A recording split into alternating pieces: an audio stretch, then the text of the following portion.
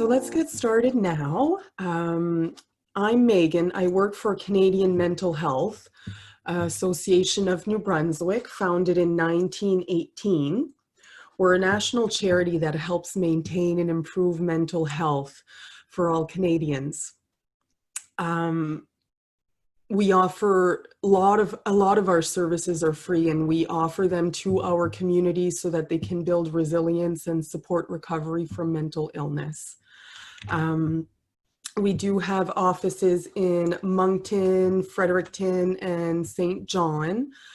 We have a community education coordinator program, so they take care of the rural areas.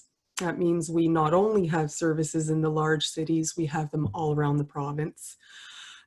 Peer support programs, so that's basically someone who's lived through some sort of struggle, whether it's mental illness or addiction, something along those lines. They now feel as if they're in recovery, they have a hold over their life and everything.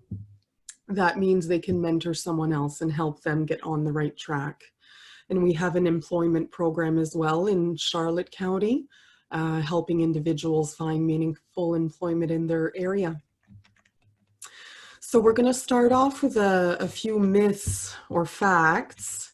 I put them all up. So talking about suicide may give someone the idea of suicide or push them towards thoughts of suicide. Feel free to put in your guess into the chat as we go along if that's something that you'd like to do. I will tell you that this is a myth. Asking someone if this is something that they're thinking about is actually the best thing that you can do.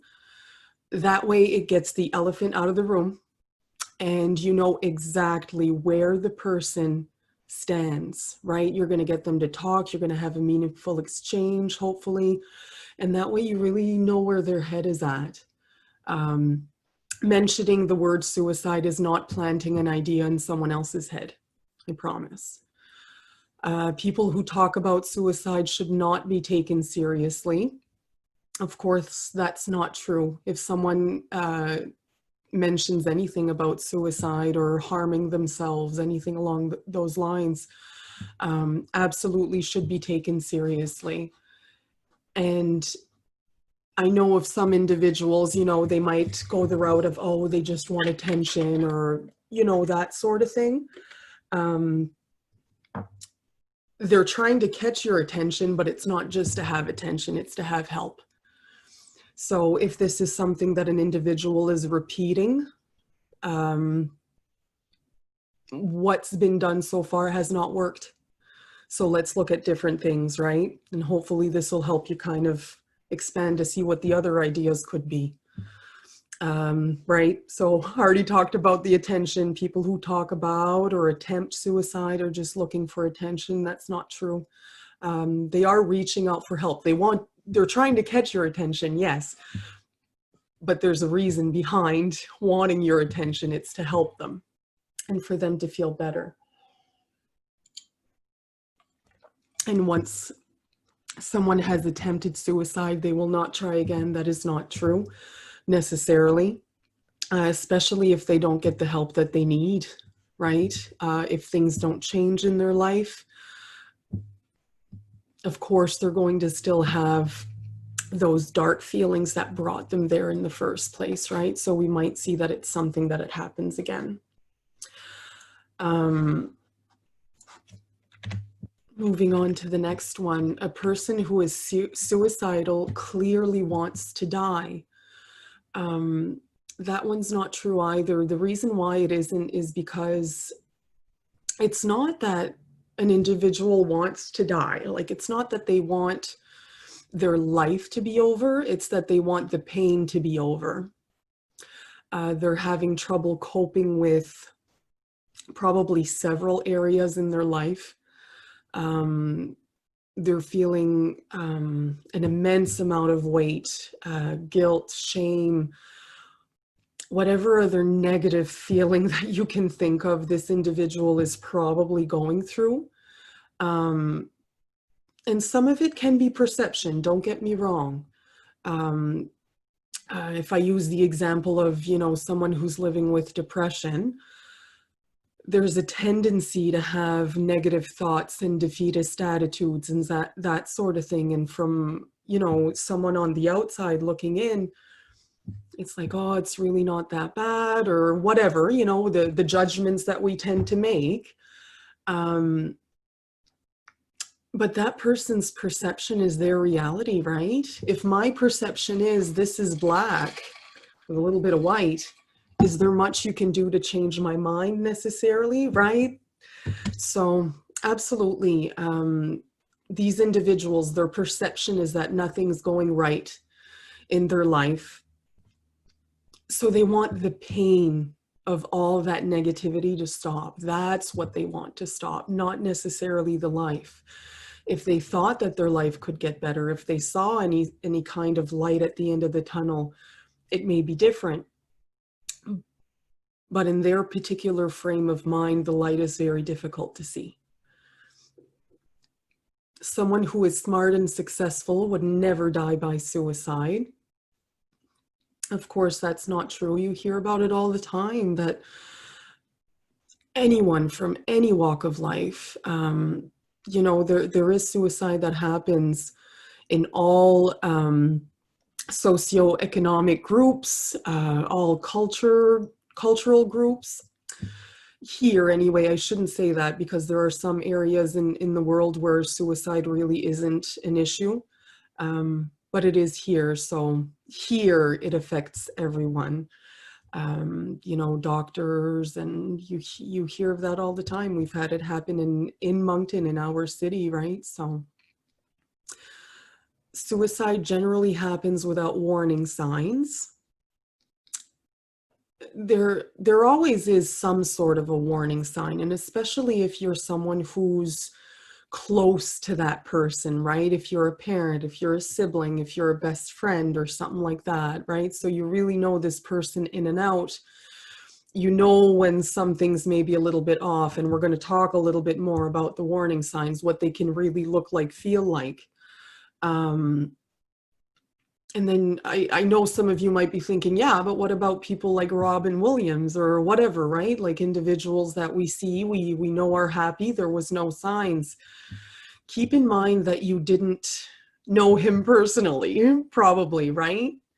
This is an individual that you saw a very minimal part of his life, and he was working when we saw him. So keep that in mind. If you're close to an individual, that's when you're really going to want to see the signs, and I'm going to talk about that, like I say. Suicide rates are highest at Christmas time. That's untrue. It's actually beginning of spring that it really happens, like around February, March, that sort of thing. The days have been short for a very long amount of time, right? Not a lot of sun, cold weather, right? That sort of thing that really comes into play with those rates around that time. And males have the highest rate of suicide in North America, and that is true.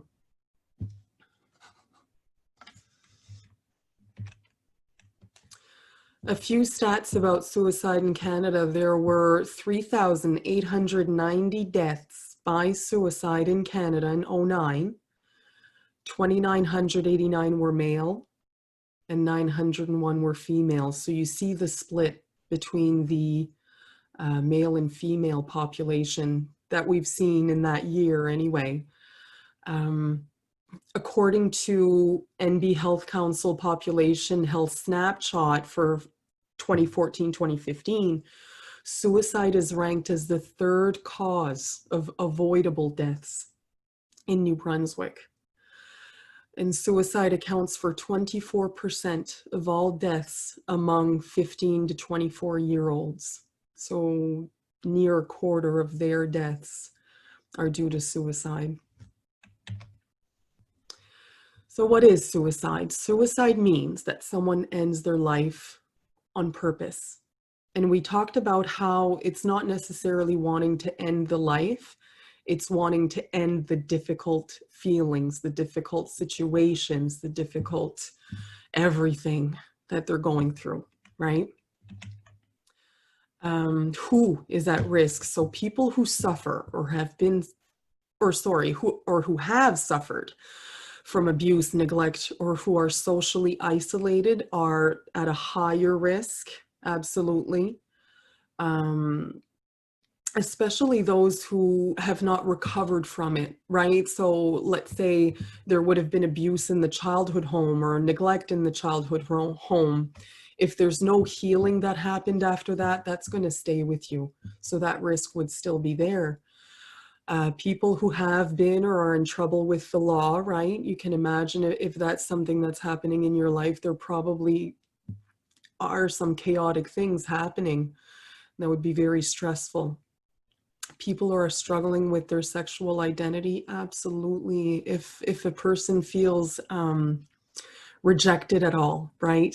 Or not accepted, that's one of the basic needs that we crave as humans, is to be accepted and to belong.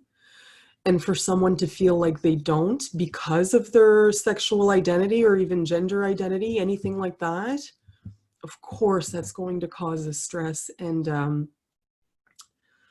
just very unhappy feelings, a very dark place. So they would be at higher risk as well.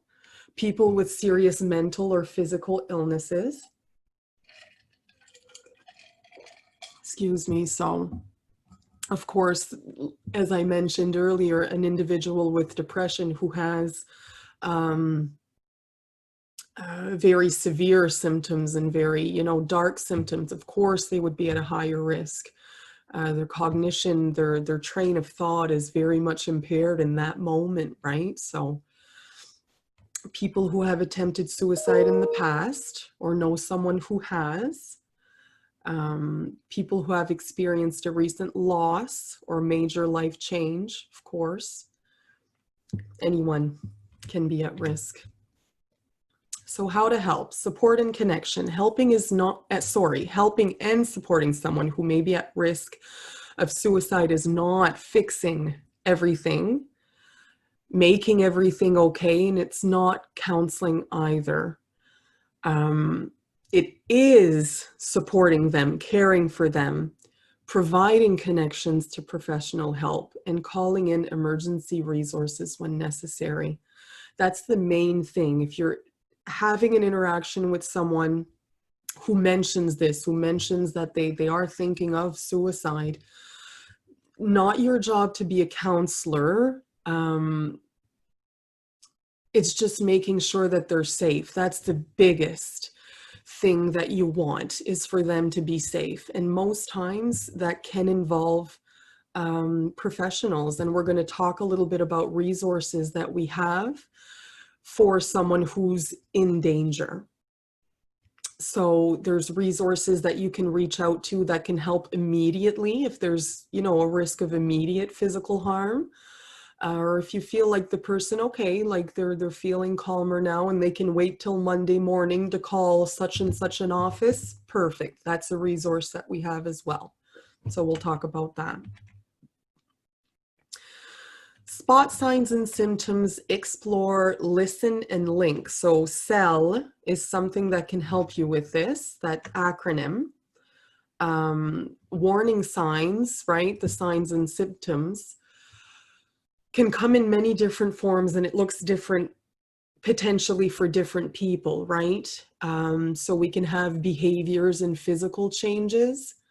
Let's say it's an individual that normally takes care of themselves, like their physical appearance to a T, and they're always well dressed and that sort of thing. And they start coming to work without their hair done, and their clothes just don't look as well taken care of as they did before, right? Little physical changes like that. Weight gain, weight loss, life circumstances. Did they separate from their spouse? Did they lose a family member that's close to them, right? That sort of thing. Feelings and thoughts and verbal. So of course they might even drop these verbal hints, right? Like, I don't care anymore, or that won't really be an issue soon anyway, or, you know, those kind of comments, or any kind of defeatist attitudes towards things, right? So pay attention to those sort of signs. Actions and behaviors that we can see are previous attempts of suicide. Withdrawal and social isolation. So do they stay away from friends or family that they would normally have no problem interacting with? Risk-taking behavior. So,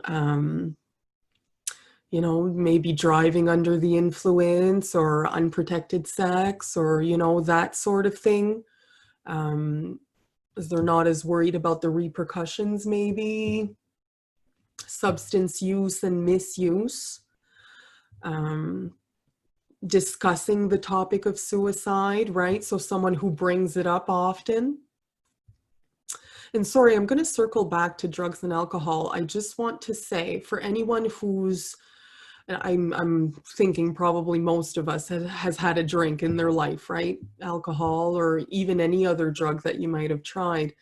A lot of it, so you're no longer sober, right? You're under the influence in one way, shape, or form. Of course, your cognition is impaired, and the thoughts you're going to have, you know, there's not necessarily a filter, and it could be a very unsafe place to be if you're under the influence and you're having these thoughts. But I also wanted to mention that the days after you use alcohol, for example, it stays in your system and it affects your mood for several days after having not had a drink. So that's something that can sabotage these individuals into getting better too, right? They're kind of shooting themselves in the foot when they're turning to substances to numb the pain, but it's making it worse long term, right? So giving away valuable or meaningful possessions, right? So they're a painting that they really care for, and oh, I want you to have this, that sort of thing. Decrease in personal care, talked about that. Verbal, you could see discussing the subject of death, so talking about that a lot. Expressions of helplessness, hopelessness, guilt, or worry. Defeatist, you know, statements. Verbalizing that they're giving up or that it's not worth it, right? So statements like, nothing will work out anyway. I don't need these things anymore. I can't do anything right. No point in trying. Everyone's better off without me, right? That kind of language. Feelings that you could see are sadness, hopelessness, helplessness, right? Like negativity, desperation. They feel worthless, lonely, feeling guilty, angry, distress. There could be a sudden boost in mood too. Maybe they're feeling, in their mind, there's some sort of a relief that's going on, right? That's something to look for too. Life experience as well. So has been exposed to or survived abuse. That is a big one that stays with you. Especially if it's not something you took the time to cope with long term. And any sort of loss, so loss of self-esteem, relationships, family members, loss of health, finances, and work. One thing I do want to mention for finances, for those who may not be aware, one of the higher rates of suicide that we see for addiction or substance use misuse is gambling. Right? Because when individuals gamble, there's a lot more money to be lost than, well, potentially anyway, let's say, over and above, if you compare it to buying alcohol, let's say. So that's something that comes into play too. To help you remember the warning signs, there's a little acronym that we've done up, IS PATH WARM. So Ideation is thinking about suicide. Substance use, problems with drugs or alcohol. Purposelessness, feelings that there's no purpose in life, reason to live. Anxiety, feeling intense anxiety or overwhelmed and unable to cope. Trapped, feeling that there's no way out of a situation.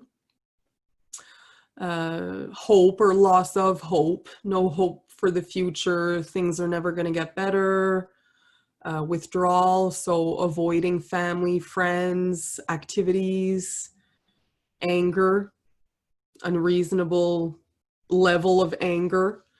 Recklessness, so the harmful activities that we talked about, the risky behaviors, and significant changes in mood. So how to help explore the topic. Once the signs or the symptoms are spotted, ask questions and explore the individual's thoughts and feelings.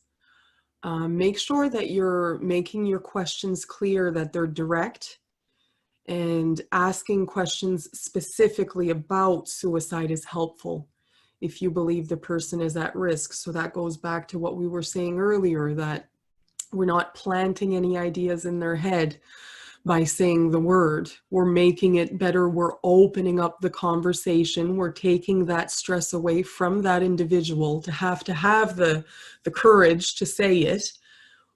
We're helping them with that. And if we're wrong, they'll tell us we're wrong. They'll say, no, I'm just really going through a tough time. And whatever the case is, you'll have that conversation. That's the worst that could happen, though. They could say, no, I'm not having any thoughts.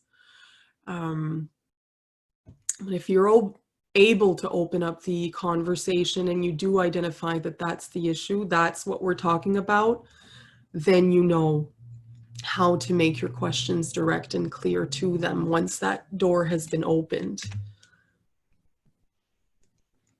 It's crucial to be prepared to listen, right? So be aware of verbal cues, minimizing or cheerleading, being judgmental, advice giving, things are going to be okay, or problem solving.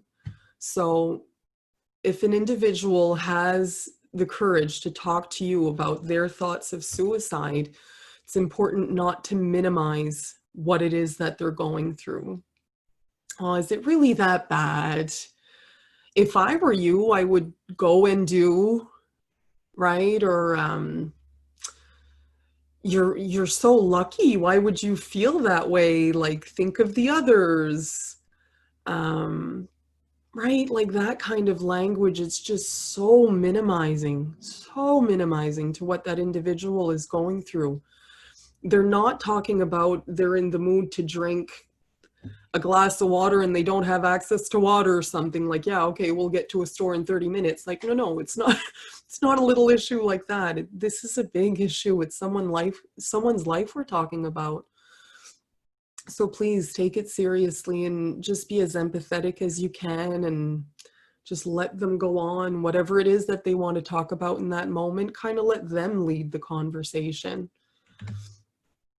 So link, here's where you're going to find the professionals, right? So help comes in many forms. You can help make connections with them to community resources, support networks, and call emergency services where necessary. So if someone's in physical, danger, that's when you would call maybe the mobile crisis unit or even 911. If you believe they are at risk, don't leave them alone, right? So make sure to get someone that'll come. If you need to leave, I mean, that's understandable, but make sure to have someone else come to replace you so that this individual can stay safe. And if you're unsure what to do, absolutely just reach out for help. Get someone else that is strong, right? That can help you help this person. And community resources, that can look like for someone who's, I don't know if I like to divide it necessarily, but I think you'll know what I'm talking about. If someone's at a lower risk, of suicide, it's important for them to build up a momentum of good things in their life. And this is a community resource. This is a very good example of something that they could incorporate in their life. So listening to these free webinars, right? We have some that are on the topic of self-esteem or emotion regulation or, you know, that sort of thing. So this is an example of something that they could incorporate in their life. Formal counseling too, or formal therapy could be extremely helpful to that person. There's probably a lot that they need to get off their chest that they feel like they couldn't with their surroundings, right? So something that'll help too. And support networks. So who are the individuals in your life that may not be a professional in mental health or public health or whatever it is, but they have that positive attitude and they have your best interest at heart.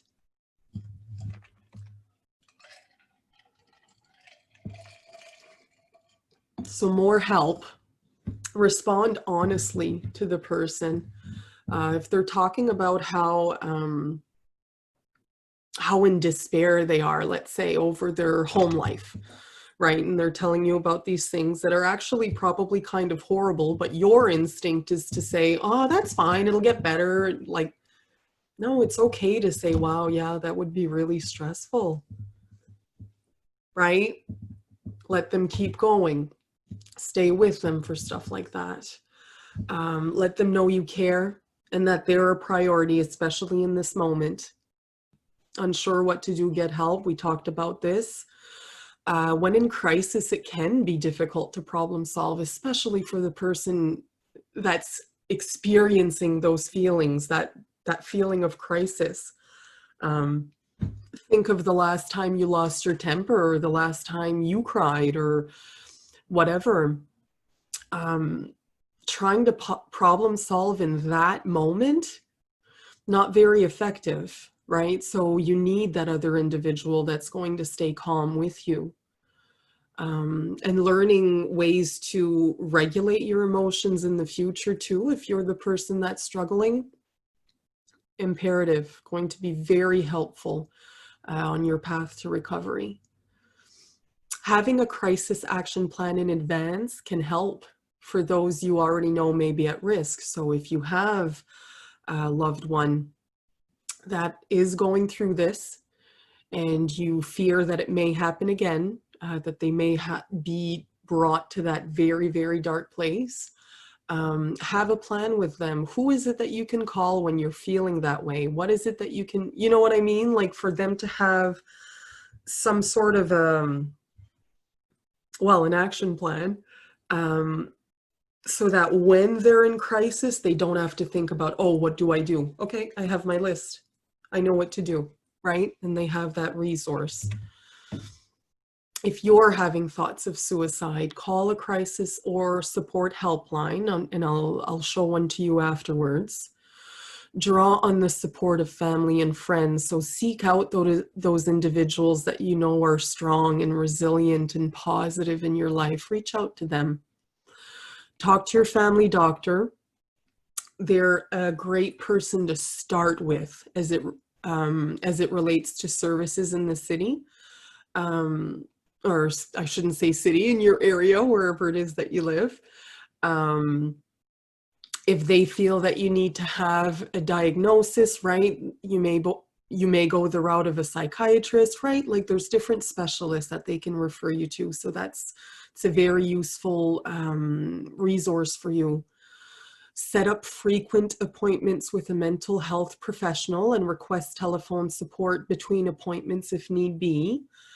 So the therapy and the counseling that we were talking about, is it once a week that you have to go for a little while to get you through the most difficult time, and then you can kind of slow down or whatever, right? Like there's different plans for different people, and the mental health professional that you go see is going to be great at working out a plan with you. And a lot of the services in town are free. Like, for example, the mental health center over on 81 Albert, for anyone who's familiar with them.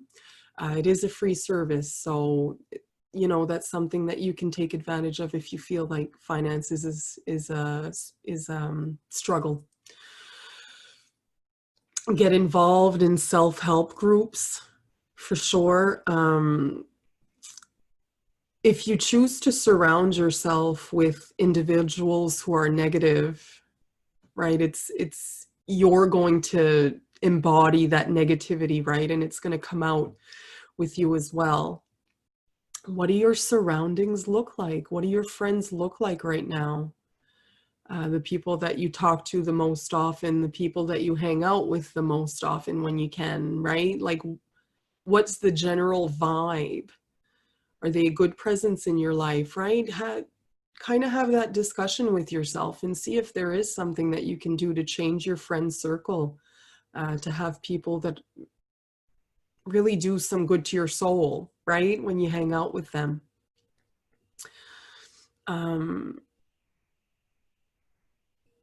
Talk every day to at least one person you trust about how you're feeling, for sure. Check in with them.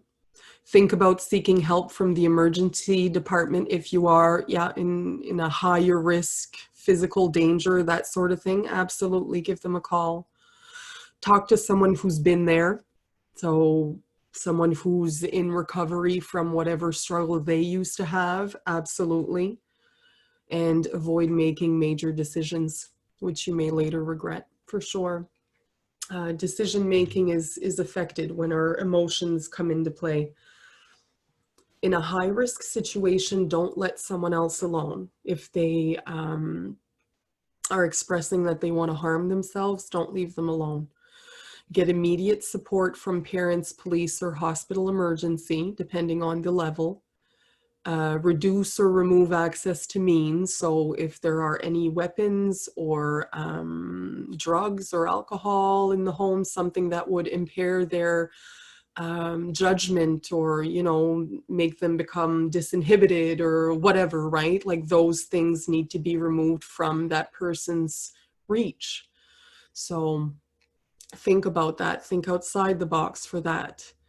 And never put yourself at risk. If they're at risk, yes, we want you to stay with them. But if they're also putting you at risk, that's a different story. There is a line where you have to say, okay, I'm going to walk away because I'm in danger, and you call for help. So here are some of the services, the resources that I was talking about. There's local mental health professionals at different centers, different organizations, peer support consultants, mental health mobile crisis unit, local mental health and addiction center, CHMO, Kids Help Phone, Healthy Family and Friends, of course, 911 emergency, and local hospital. And the very last slide is just our information. We've already posted the YouTube, the Facebook, the Instagram. And what I'll do is I'll just type in my email as well. As we're talking or something like that, if you have any questions that you don't feel comfortable asking in front of the rest of the group, you can definitely email me and I'll get back to you. CMHA, okay. Just wanted to make sure I had it typed in correctly. So that does it for what I wanted to present to you. But like I say, I'm open to the discussion that I think we're going to have. So I see that there's already a few Q&As, so we're going to start going through it. First one I see, talking about it may be an attempt to cry for help and seek support. Responding openly and directly and understanding the risk to be important is key to ensuring their safety. Absolutely, yeah. So when we were talking about the myths and facts toward the beginning, that's a comment that Corey added. Good job, Corey. I agree with you. I hear people talking about triggers when talking about suicide. Do you risk triggering? Okay, so if you were to ask an individual about suicide, are you going to trigger them? I suppose maybe. it's possible that if you bring it up, the individual may feel a little defensive at first. But absolutely still say it. I think when someone, just to kind of expand the thinking, when I hear trigger, I actually think more of someone who has existing struggles in one way, shape, or form. So let's say they may have been involved in a traumatic experience at some point in their life.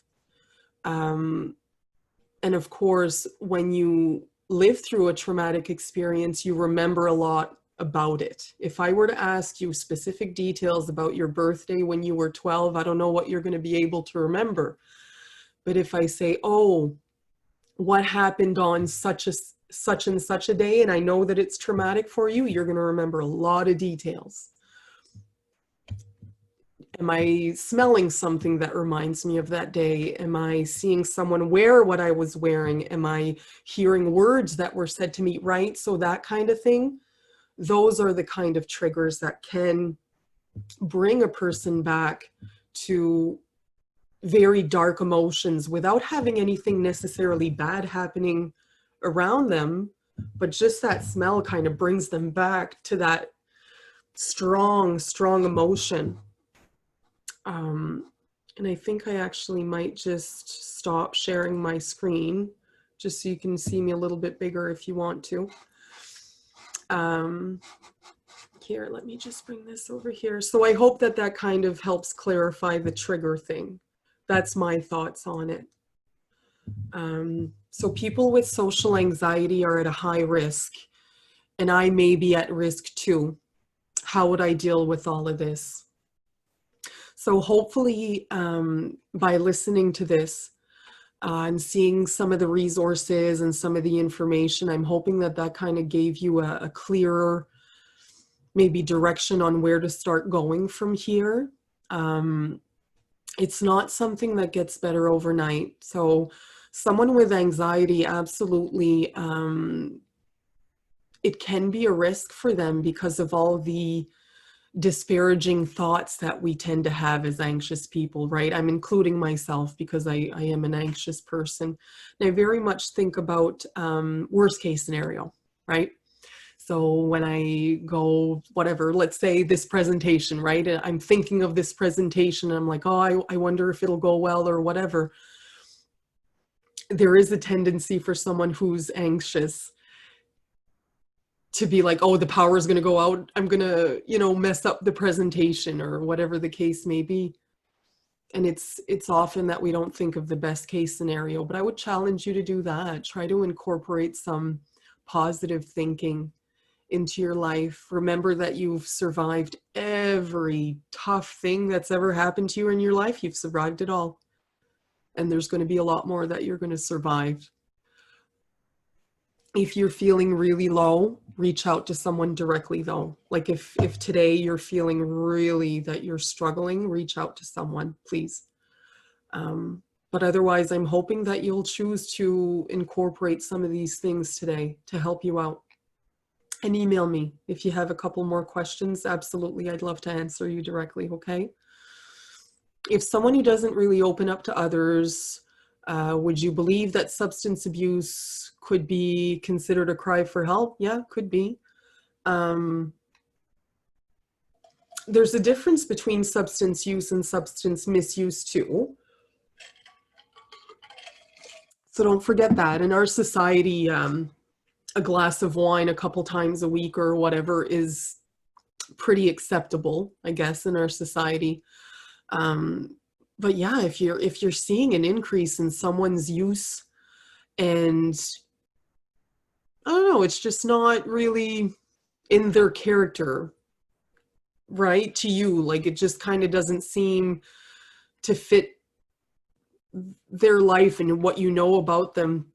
Sure, have that conversation. There might be something that they're trying to just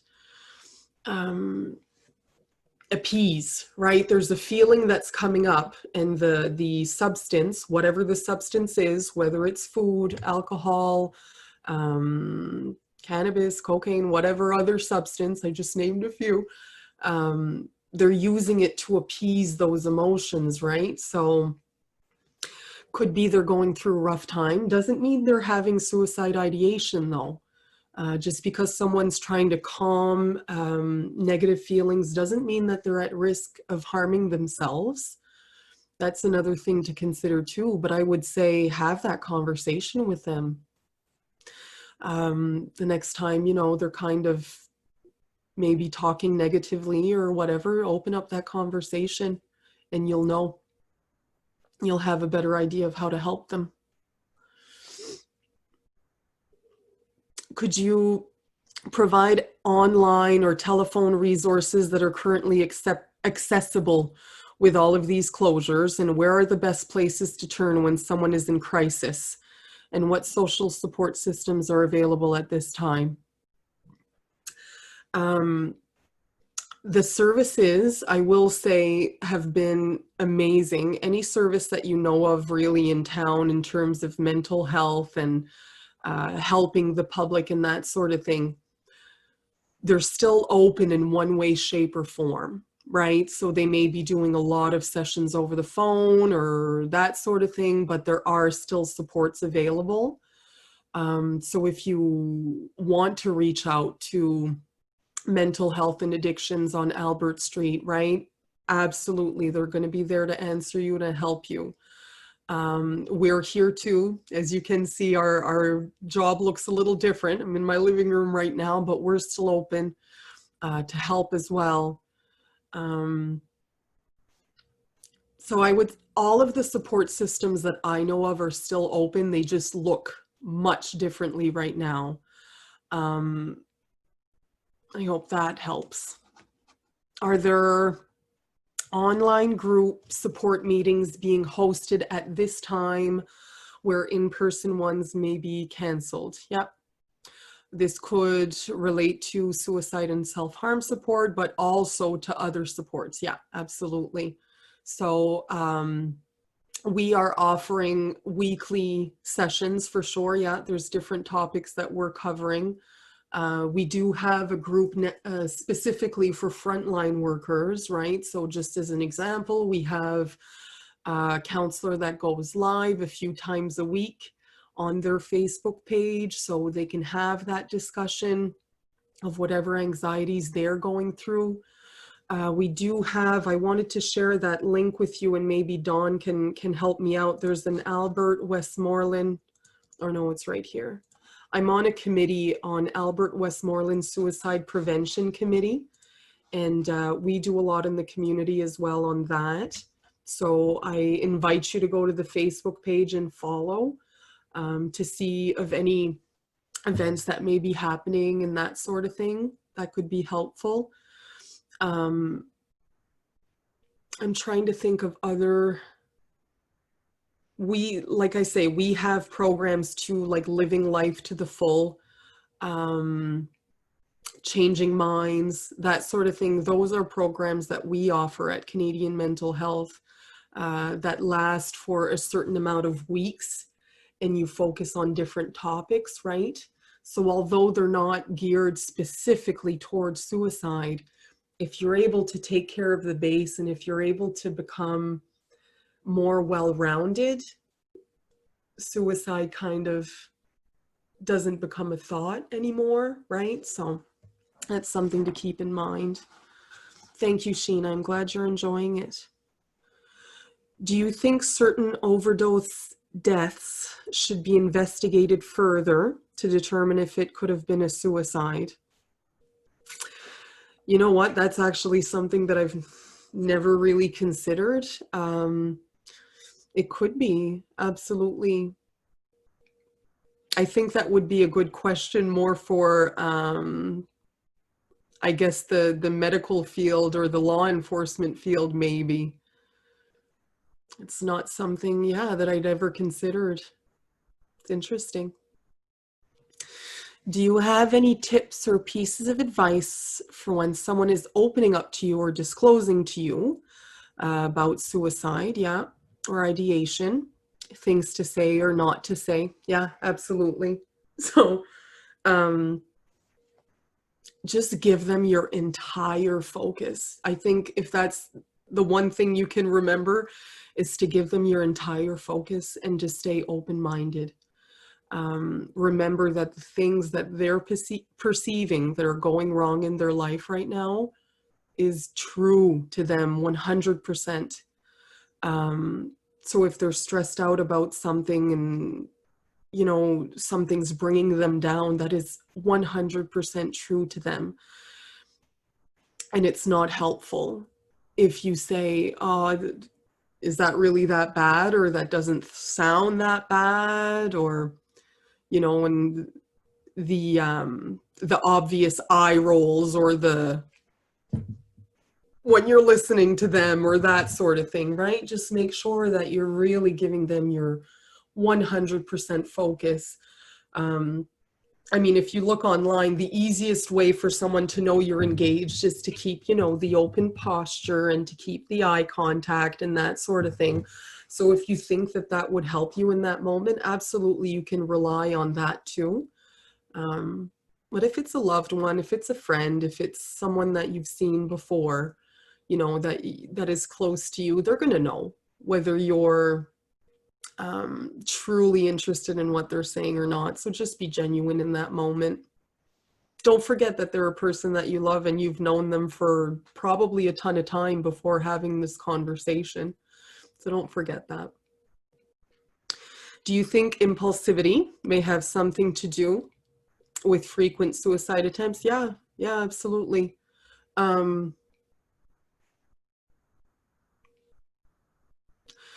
When you think of like gratification in general, right? Or delayed gratification, or, you know, that topic in general.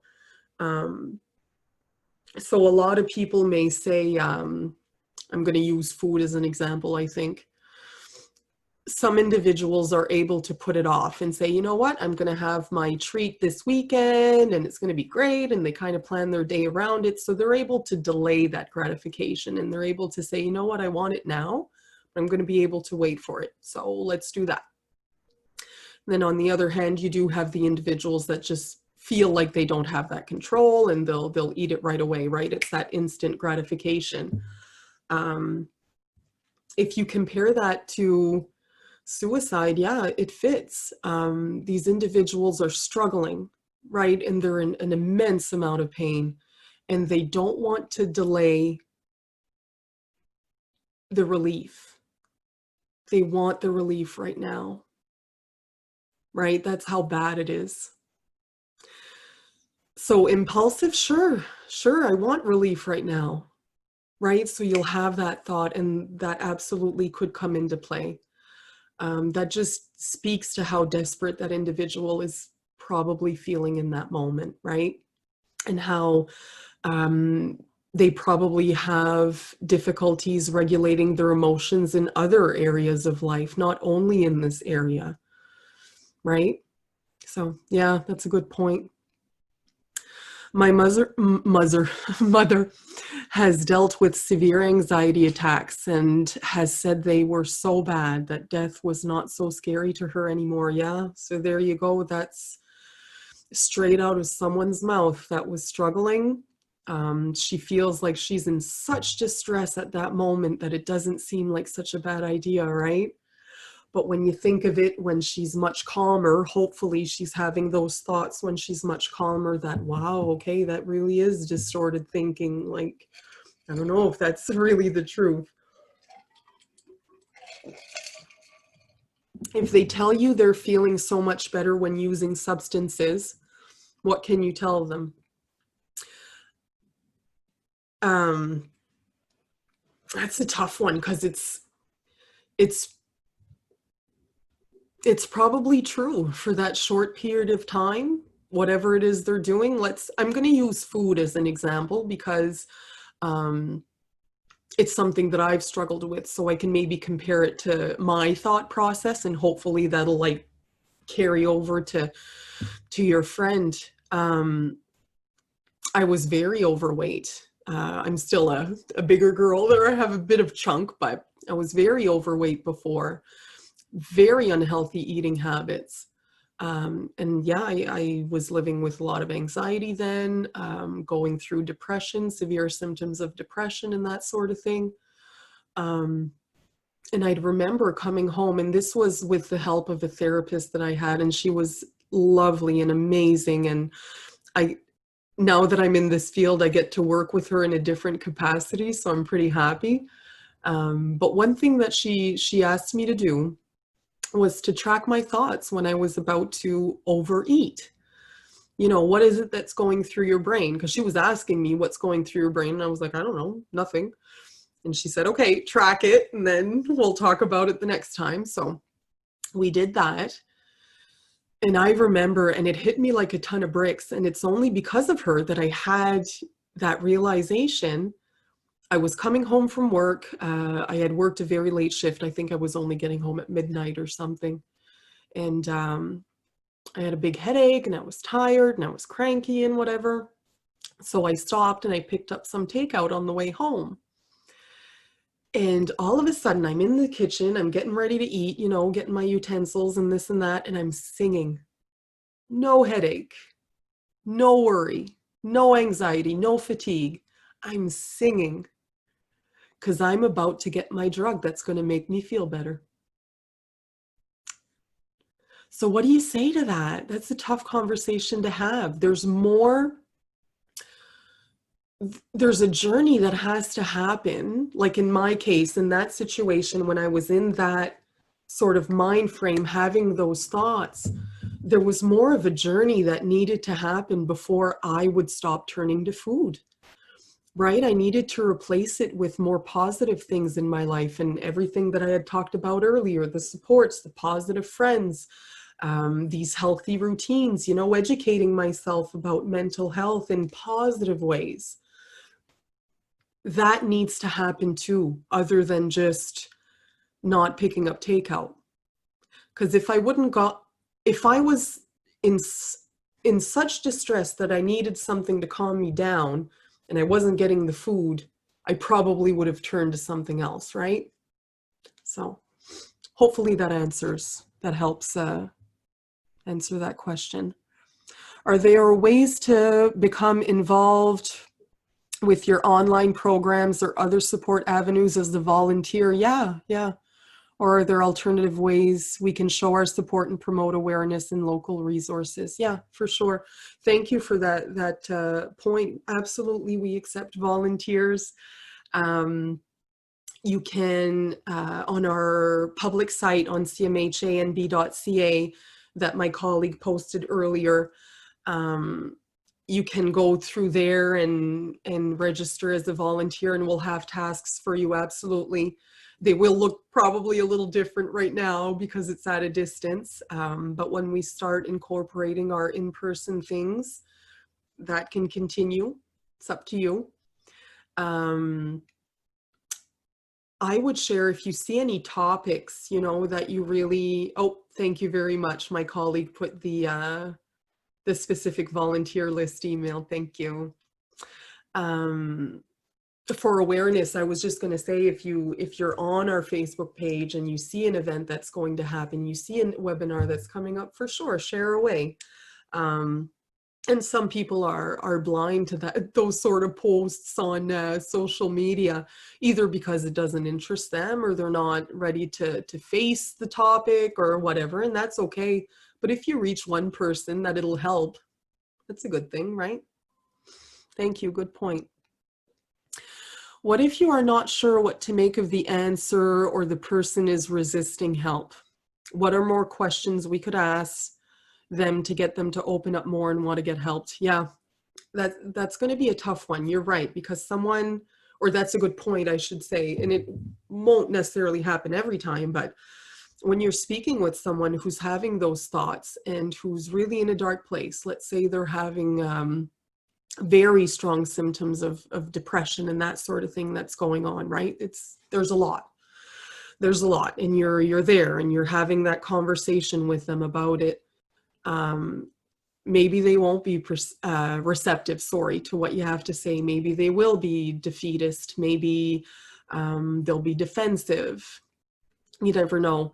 I would just say don't give up, and don't they might lash out, right? It might, their anxieties and their fears and their hurt might come out in anger, and it might be directed at you in that specific moment. Just stick with them. Stick with them and stay calm, and, you know, just kind of nod your way through it and let them do what they're going to do. If it escalates, get help for sure. But if you're in that sort of a loop where you feel like you're banging your head against a wall, stick with it. Stick with it. You know, for yourself, let's say that you don't have these thoughts, right? These thoughts of suicide. For yourself, any other emotion that you feel dies down after a while. Let's say you lose someone in your family. That pain that you feel in the beginning is overwhelming, but you know that it passes. It's the same thing with them in that moment when you're having that conversation. Their emotions will come down. Just give it time, I think, would be my advice for you. Stick it out. Some of our high-risk groups include youth that are also members of our minority groups, including the LGBTQ plus community and First Nations community. Are there any recommendations for how we can help to support groups that may be at higher risk? There are great organizations in the city. There's one called UBU Atlantic. I had met a lady that works there, Jocelyn. She's fantastic. So if that's something that interests you for the rainbow community, that would be a good place to kind of explore. There's Youth Quest on St. George as well. That is welcoming of that community, the younger kids that are part of that community. So that would be something that you can look into. First Nations community, we really, there are organizations as well specific to each region of the province for the First Nations population. So I would get them in touch with the nearest center to them. And they're so welcoming of, I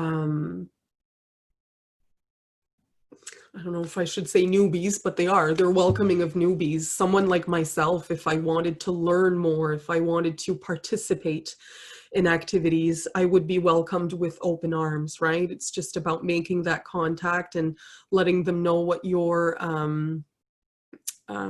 intentions are, right? What it is that you want to learn, and they're going to take you under their wing. The best you can do is just remain open to whatever information it is that you are receiving. In your golden, you can definitely learn more and help those populations, because the minorities, again, if I mention belonging, do minorities belong usually, right? Are we very accepting of them, or have we been very accepting of them in the past years, decades, right? So of course they feel like they don't belong in many cases, and they struggle quite a bit, and they are at a higher risk. So that's a good question. Doing much better now. Wonderful. Glad to hear that, Sheena. Thank you.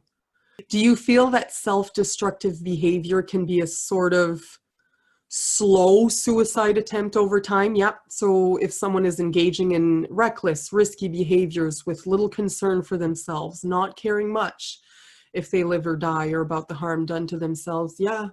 I for lack of a better word, yeah, it could be a slow suicide attempt.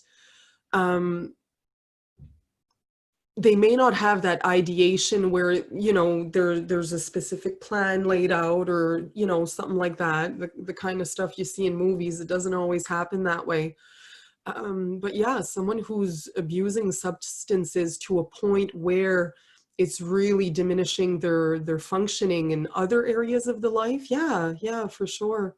Is it affecting their physical health? Is it affecting their relationships?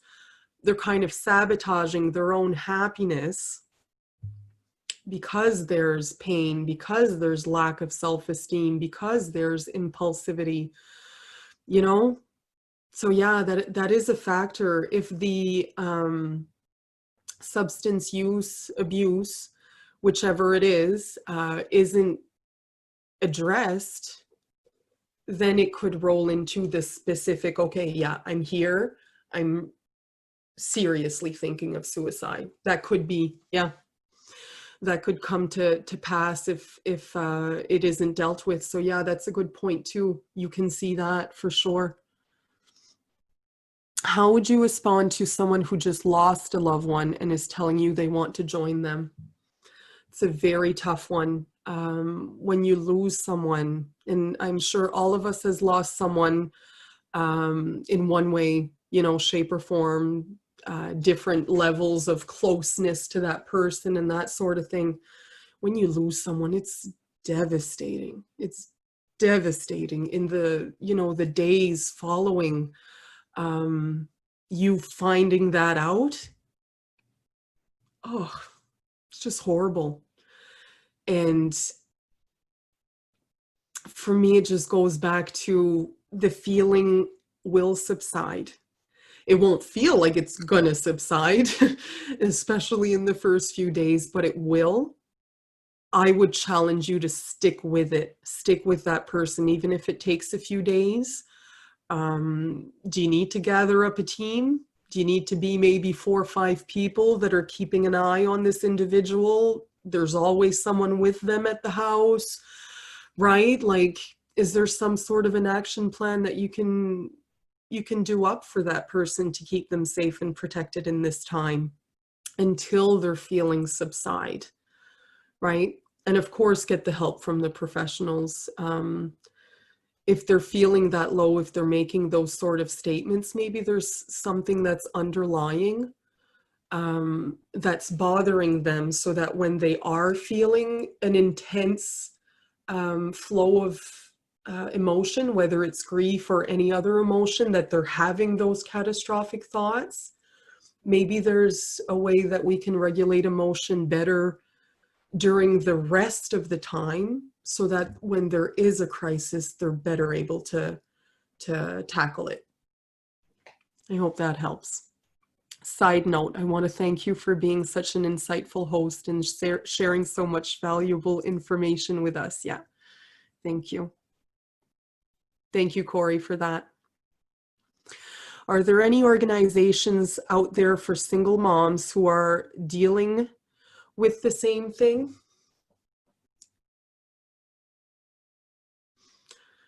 All of the resources that I talked about would be available to them, for sure, like the services that are available to the general population. I'm just trying to think if there's something for single moms specifically. I don't know if I can think of one off the top of my head. If there's anyone that knows of a resource, you can share it with me. Otherwise, I would welcome you to email me, and I'll do a bit of research and I'll see what I can find. I know that for women who are facing domestic violence, there are specific resources that are available to them. So if that's something that your friend is also dealing with, that's tied in, and I could refer you to that. But just single mom, there's nothing that's coming to mind. I'm sorry, but I can research. Like I say, if you want to send me an email, I'd love to. Would you suggest that we should watch out more for the lower income individuals around us?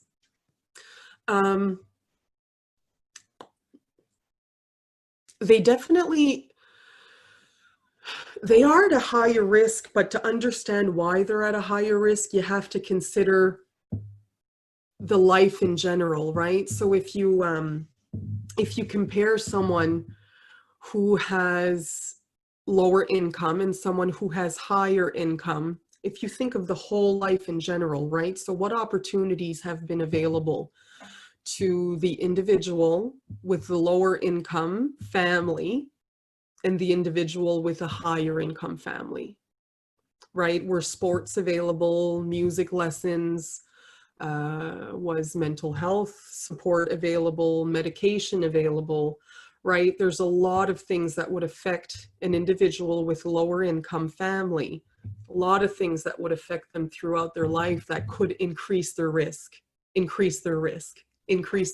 over and over. Same thing for high income though. Do they have traumatic events that have happened to them?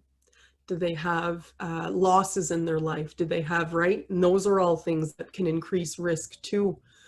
So for sure, lower income families, they have their specific risks that they face. High income families face some too. So yes, you have to pay attention, but you have to pay attention to everyone. It can affect really anyone, truly. Oh, I see a question here. Would that mean my 13-year-old is at risk with social anxiety? Someone who I hope I sort of addressed that, because we did talk about anxiety and anxiousness and that sort of thing and what sort of thoughts it can bring about. If you're worried, have that conversation. And if you feel you don't have the strength to have that conversation, get help, right? It needs to be addressed. If you're seeing signs in your child and you're worried about them, address it. Don't sweep it under the rug. Bad habits, right? So let's say, and I'm not accusing, your son of this or whatever, but I'm just saying for purpose of this example, let's say that your son has a certain train of thinking. I shouldn't say son, I'm so sorry. It could be daughter. You just said 13-year-old, your child, has a certain train of thought that's really unhealthy, let's say, and they've had that train of thought and that belief since they were 6 years old, right? So at this point, it's been 7 years that they think this specific thing, and that specific thing is actually not helpful and not factual, but that's what they think. If you're able to get your child help right now, they can flip that switch and start learning something new. Where if it's left, they'll keep having those thoughts for another 10 years before they catch it as an adult. And then you need to have that time to undo that learning. I hope you follow what I mean. The earlier you can spot an issue and the earlier you can remedy an issue, the better it is, right? Because you cut that capability of keeping up with the negative thinking or the incorrect thinking in a lot of ways, right? But because it's our perspective, we think it's true. I think those are all the questions that I'm kind of seeing here. Are there any others that you guys have last minute? Just going to give you another 5 seconds. I want to thank you. We had a lot of great questions. I'm hoping you guys got a lot out of this. There's a couple things that I thought of that I hadn't before or hadn't thought of in a while. So it's been helpful to me too. I want to thank you for that. Oh, you're welcome, Denise. Thank you. Thanks for that. Yeah, it's a very important conversation. It's an important topic. It's a tough topic. A lot of people are kind of intimidated by it. It doesn't have to be though. You know what I mean? Like we can have the conversation openly, and I would much rather have a difficult conversation about suicide with someone than to give a eulogy, right? So have the courage to talk to the individual you think is struggling. If you're struggling, have the courage to say something too. You'll find someone. Maybe you've been turned away in the past and you're afraid to open up. It's very much a possibility. Keep trying. Keep trying. There are people that care for you and that will say the right thing and do the right thing and wrap their arms around you and make you feel better for sure. And one of those people is you. Don't forget. Self-esteem and positive thinking and that sort of thing, something to look into. The better you feel about yourself, the more resilient you can maybe become. And there's a lot of things that you can learn about yourself that you can become a stronger person, whether it's to support you or to support your family or friends, whatever, but you can become a more well-rounded person too. All right. Well, I think that's it.